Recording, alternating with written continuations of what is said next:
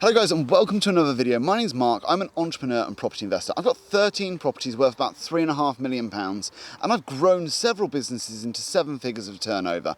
And during my 10-15 years of being an entrepreneur and an investor, I've seen many of the money traps that people have really been held back by. And these aren't necessarily commonly spoken about, but they're very, very obvious when you point them out, but they're not conventional wisdom at all. So today what I want to do is discuss that with you and give you some real ideas about the things that I think hold people back, including myself and some of the mistakes I've made, and I'll be very, very honest about those so that you can avoid the things that I've done, right? Well, I mean, that makes perfect sense. So let's get into the video. Before we do though, if you could possibly give it a like, it really does help me out with the algorithm. It means more people get access to this sort of information, which I just think is so, so important. So if you could hit the like button, it really helps me out with the algorithm. And if you haven't already subscribed, why don't you consider subscribing? We're gonna be giving away an investment house when we get to 100,000 subscribers. And until then, every month, we're giving away the dividends from our subscriber dividend portfolio. So there's no reason not to subscribe really. Let's get into number one, and probably one of the most controversial one straight away, and that is that I believe that pension contributions actually are massively detrimental to your wealth building ability. Now bear with me, I know that conventional wisdom is put away 5% into your pension, the employer will match this or maybe put in 3% or whatever the employer might put into, and that over time, by the time you get to 60, 65, you're going to have a nice pot to retire on. Now that's great, apart from if you want to be wealthy in your 30s, 40s or even 50s. Because if you want to be wealthy earlier, that money's tied up in a way that you can't get access to it, and the opportunities that will come across you in your lifetime can be vast. Let me give you some good examples. I and my wife both invested into a pension when we had jobs back 10-15 years ago, and in our SIPs at the moment we have about £100,000. Now if you wind that back and you go back to when we stopped putting money into SIPs, we still probably had about 30, 40, 50,000, something like that. Probably more like 50. And at that time, if we go back 10 years, I could have bought a flat in Erith, for example, for £100,000. Now that same flat today is worth about £300,000.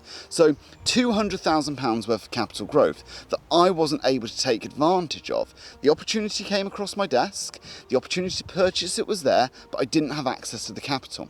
Now, yes, my employer put some money in, yes, the market's moved on, yes, it's been tax efficient, but today I would be far wealthier if I hadn't had that money tied up and I was able to move on an opportunity that came across my desk. Now this isn't going to be right for everybody, and for people who aren't necessarily disciplined or able to take advantage of opportunities, a pension's going to be superior, no question. But for people who are looking to make their own path and that are looking for maybe a bit more flexibility with their money and the ability to jump on opportunities like that, then it's money tied up, it's capital tied up until you're sort of, I think it's 55 for 25% of it and 65 for the full pension, something like that in the UK. It's a long time. Your life has pretty much ebbed through you by the time you get to that. My father passed away at 62, so he never really got to draw his pension or enjoy any of the benefits of all the investing he did during his lifetime. So for me, I think that if I could get access to my capital today, I would do things very, very differently with that money. And I definitely know that I'd have been able to outperform what happened to the money in its SIP wrapper. So number two, this is my second thing, and it goes back to what I was just saying there, not renting where you live. Again, this is controversial. So let me explain. Every time you transact in the property market, you pay costs. So every time you sell a house, you pay estate agency fees. Every time you buy a house, you pay stamp duty, you pay solicitor's fees, you pay mortgage arrangement fees. There's lots and lots of transaction costs. In fact, the average time that you buy a house or sell a house costs you like £10,000 to £15,000 for an average home in the UK. Estate agent fees, stamp duty, mortgage fees, all those sort of things, all added together, removals fees, all added together is about £15,000 on average. It's a huge amount of money to be giving away. Now, I bought my first house in 2010, and today it looks like a great investment. We bought it for £176,000, we lived in it for 5 years, and we have refinanced it most recently at about £400,000. So it's more than doubled over that 10 years, a fantastic investment. But at the same time that I had the opportunity to buy that property, I also had the opportunity to buy a flat in Erith. So this harks back to my pension contributions idea. We had 2 flats that were offered to us, both for £100,000. Now we bought the 3-bedroom house because my wife wanted to have cats. Now what a ridiculous decision based on an emotional requirement. Today we would be much financially better off if we bought the 2 flats, rented both of those out and used the rental income to pay for a house that we could have rented. I think the reality is far too much is made of the fact that houses make you wealthy in the long run, and that is true, but it's not necessarily homes that make you wealthy in the long run. There's a big difference between an investment and a place you live. Now I myself, I rent the house that I live in today. I pay nearly £5,000 a month for this, plus bills, so it works out about £7,000 a month, but we have investment properties that pay for this. Now if my life was to go significantly better, let's say for example my income was to increase, well I don't have to sell this house, I don't have to pay stamp duty on my new house, and if we just run through the transaction values at this level, like at 2 million, I mean you're talking like £150,000 in stamp duty just to move house. You're talking, you know, £20,000 in estate agent fees. There are big fees to moving property, whereas instead of paying all of that, I will just pay the new rent, a month's deposit up front, and I'll be out of here in a month. It's very, very quick, very, very easy, very convenient. So I think one of the biggest things that hold people back is not understanding the difference between a home and a property investment. And when you mix the two, when you try and hit 2 birds with 1 stone, you quite often miss both. Number 3, new cars. Now new cars are, we all know this, I'm not telling you anything you don't know here. New cars are a complete waste of money, especially when you're new to investing. Now have I bought new cars? Absolutely.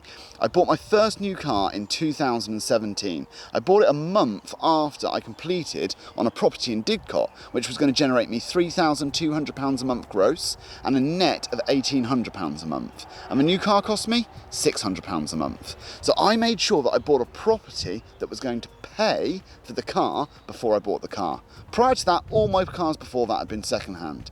3-4-year-old cars that were still reliable, still very capable, and ultimately I didn't lose that much money on any of them when I bought them. In fact, I think I bought an old E-Class, a 3 or 4-year-old E-Class. I bought it for like 12,000. I sold it for 10,000 3 years later. So, you know, very, very small amounts of losses. If you compare that to my current E-Class coupe, I bought that for £50,000. It's now worth about 22, and that's only 3 years later. So just to give you an idea of how quickly you can lose 30 grand on a car, that's how quickly. So for most people, that is a huge amount of money for them to be losing at the beginning of their investing journey. In fact, there's a recent piece of research that said the average person in the UK is spending between £300 and £400 a month on their car finance. That's a huge amount of money. If you invested £350 a month, the middle figure in that bracket, a month into an index fund for, I don't know, 30 years or something like that, you'd have £800,000. That's a huge opportunity cost. And that's just using a very simple 10% return. If you were to start using property and other things, you could easily exceed that. And I think that far too early, people look for egotistical gains to impress their friends, to try and gain some place in society through showing off with a car. And the reality is it doesn't make any difference to anybody. In fact, it becomes secondhand the minute you drive it off the forecourt. So my recommendation to anybody who's just starting out, spend some time investing, use the investments to pay for the new car. Once the money's flowing in from the investments, it's easy to afford these sort of assets. Number 4, viewing investing as optional. Now, I don't ever view investing in my future as optional. I think that it's too quick and easy for some people to just cancel that subscription to their ISA contributions, to cancel that subscription to their bank account where they're saving up for their next property. Like that's an optional part of their life. For me, investing is as important as eating, as important as shelter. You know, these things all come together. I have to be able to invest for the future. And the reason is that every year, inflation's eating away at our money, and our lifestyle needs to keep up with that. So for me, investing is not optional, and I would urge you to view it as very much a necessity. Optional things for me are things like buying expensive food, going out to restaurants, going on holidays that are expensive. Those are optionals. Investing in my future, that's not optional, that's a necessity. So you've got to decide where you fall on this sort of ladder, whether for you investing is essential or whether it's optional. And if it's optional, I really think, the pension's going to be for you, there's a different life and probably a different set of videos for you. And you really need to decide on what your future looks like. And if it's a future of abundance, then investing cannot be optional. Number 5, knowing the difference between investing and gambling. Now, I know that if I'm investing in property, if I'm doing a single let, about a 10% return is really, really solid. If I'm doing a HMO, 15 to 25%, 20% being the average, really solid. If I'm doing something a little bit more complicated with some more risk, 30%, 40%, 50%, that's great. Now, when you start getting investment ideas that are floated past your desk that are 100%, 200%, 500%, 1,000%, now these should be ringing alarm bells. Now, I know that it was written in The Richest Man in Babylon, and I know a lot of my audience will have read that book. The Richest Man in Babylon, gold flees from those that try to force it to impossible earnings. You put into a compound interest calculator a £10,000 deposit and compound that 1,000% per year for the next 20 years. You'll have all the money in the world. It is impossible that those returns are going to be generated. So you've got to be really, really honest with yourself when you're looking at investment opportunities. Is this gambling or is this an investment? And I think that's the key thing, to understand the difference between those two things. Now, for me, let me give you a real big tip. The main investment classes are always going to be the same. It's property and it's business. Those are the two main ones. Whether it's in index funds, whether it's in mutual funds, whether it's in stocks, it's business, and whether it's property that you own directly, control directly, or in REITs, it's going to be property. The other thing that you could probably argue around is art, collectibles, classic cars. Those have all stood the test of time. But beyond that, most other things are complete speculation. So your job is to understand what BS sounds like in many different languages. And as an investor, as you become more wealthy, first of all, it becomes easier to understand what BS sounds like in many different languages. But secondly, more BS is going to be attracted to you because everybody wants to sell you the new hottest investment. The number 6 thing, and the last thing I'm going to put on this, is not understanding when to cut your losses and sell. I personally have fallen foul of this before. Now, I made an investment, I don't know, I think it was 2012, 2013, into a company called Into Properties. In 2020, they went into liquidation. And my investment ride with them was pretty much downhill the whole way. And I kept on holding on to it, going, well, when it gets back to £1,000, and it was only a small amount of money. And later on, when 2018, 19, when I was far more wealthy, it became more of a point of interest rather than something that was necessary for me. But I really think that once you spot the fact that actually, if I wouldn't make that investment today at that price, then I should sell that investment and put it somewhere that I would.